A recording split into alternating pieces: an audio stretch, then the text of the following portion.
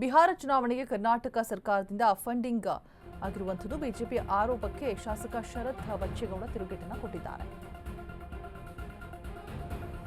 ಬಿಜೆಪಿಯವರು ಒಂದು ಬೆರಳು ನಮ್ಮ ಕಡೆ ತೋರಿಸ್ತಾ ಇದ್ದಾರೆ, ಉಳಿದ 4 ಬೆರಳು ಕೂಡ ಅವ್ರ ಕಡೆ ತೋರಿಸೋದನ್ನ ಗಮನಿಸಿಲ್ಲ. ಬಿಜೆಪಿ ಆರೋಪಕ್ಕೆ ಶಾಸಕ ಶರತ್ ಬಚ್ಚೇಗೌಡ ರಿಯಾಕ್ಟ್ ಮಾಡಿದ್ದಾರೆ, ತಿರುಗೇಟನ್ನು ಕೊಟ್ಟಿದ್ದಾರೆ.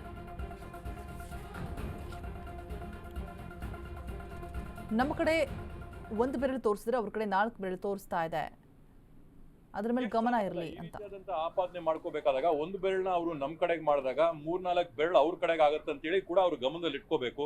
ಕೇಂದ್ರದಲ್ಲಿ ಯಾವ ಸರ್ಕಾರ ಇರೋಂಥದ್ದು, ಆ ಕೇಂದ್ರ ಸರ್ಕಾರ ಯಾವ ರೀತಿಯಲ್ಲಿ ಚುನಾವಣೆ ಮಾಡ್ತಾ ಇರೋಂಥದ್ದು, ಮತ್ತೆ ನಾವಿವತ್ತು ಕಳಿಸ್ತಾ ಇದೀವಿ ಅಂದ್ರೆ ಅವ್ರೇನ್ ಮಾಡ್ತಾ ಇದ್ರಂತೆ ಅದನ್ನ ಸ್ವಲ್ಪ ಸ್ಪಷ್ಟವಾಗಿ ಹೇಳಿ.